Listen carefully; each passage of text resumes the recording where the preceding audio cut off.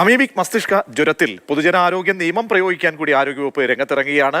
നീന്തൽ പരിശീലന കേന്ദ്രങ്ങൾ, വാട്ടർ തീം പാർക്കുകൾ എന്നിവ ക്ലോറിനേഷൻ നടത്തണം. ബന്ധപ്പെട്ട പഞ്ചായത്ത് സെക്രട്ടറിയോ ആരോഗ്യ വിഭാഗം ഉദ്യോഗസ്ഥരോ ആവശ്യപ്പെട്ട് കഴിഞ്ഞാൽ രേഖകൾ ഹാജരാക്കണം. നിർദ്ദേശങ്ങൾ ലംഘിക്കുന്നവർക്കെതിരെ പൊതുജനാരോഗ്യ നിയമപ്രകാരം കേസെടുക്കുമെന്നാണ് മുന്നറിയിപ്പ്. അമൽ തേനംപറമ്പിൽ തിരുവനന്തപുരത്ത് നിന്നും ചേരുന്നുണ്ട്. അമൽ, ഈ രോഗത്തിന്റെ സ്പ്രെഡ് ഗൗരവത്തോടെ കണക്കിലെടുത്തുകൊണ്ട് എന്തൊക്കെ മുൻകരുതലുകൾ, മാത്രമല്ല നിയമപരമായിട്ടുള്ള കർശന നടപടികളിലേക്ക് നീങ്ങുകയാണോ ആരോഗ്യവകുപ്പ്? മുന്നറിയിപ്പ് എന്തൊക്കെ?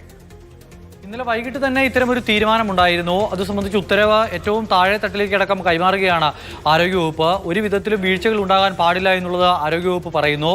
പ്രത്യേകിച്ചും ഈ ജലസ്രോതസ്സുകളിലേക്കടക്കം മാലിന്യം എത്തുന്നത് തടയാനുള്ള കർശന നടപടികൾ ഉണ്ടാകണം. ദ്രവമാലിന്യം ഒരു കാരണവശാലും അവിടേക്ക് എത്താൻ പാടില്ല. ഖരമാലിന്യം എത്തിയിട്ടുണ്ടെങ്കിൽ കർശന നടപടി ഉണ്ടാകും തുടങ്ങിയ നിർദ്ദേശങ്ങളാണ് വന്നിരിക്കുന്നത്. ആരോഗ്യ ഉദ്യോഗസ്ഥർ ആവശ്യപ്പെട്ടിട്ടുണ്ടെങ്കിൽ വാട്ടർ തീം പാർക്ക്, അതോടൊപ്പം തന്നെ സ്വിമ്മിംഗ് പൂൾ അടക്കമുള്ള സംവിധാനങ്ങൾ അവിടുത്തെ രേഖകളടക്കം ഹാജരാക്കണം എന്നുള്ളതാണ് നൽകിയിരിക്കുന്ന നിർദ്ദേശം. ഏതെങ്കിലും തരത്തിലുള്ള വീഴ്ച ഉണ്ടായിട്ടുണ്ടെങ്കിൽ പൊതുജന ആരോഗ്യ നിയമപ്രകാരമുള്ള നടപടികളുമായി മുന്നോട്ട് പോകാനാണ് ഇപ്പോൾ തീരുമാനിച്ചിരിക്കുന്നത്. അമീബിക് മസ്തിഷ്ക ജ്വരം സംബന്ധിച്ച് മറ്റ് ഏതെങ്കിലും സംസ്ഥാനത്ത് വരുന്നതിനേക്കാൾ കൂടുതൽ ആശങ്കയാണ് ഇപ്പോൾ കേരളത്തിലുള്ളത് എന്ന് പറയാം. മരണത്തിന്റെ തോത് വലിയ തോതിൽ കൂടുന്നു.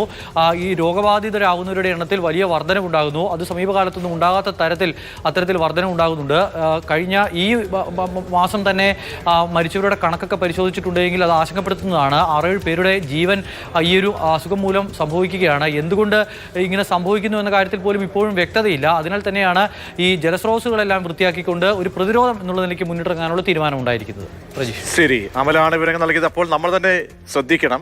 വലിയ ആപത്തിലേക്ക് പോകാതിരിക്കാനുള്ള നിർദ്ദേശങ്ങളും മുന്നറിയിപ്പും ഒക്കെയാണ് ആരോഗ്യവകുപ്പും ബന്ധപ്പെട്ടവരൊക്കെ നൽകുന്നത്.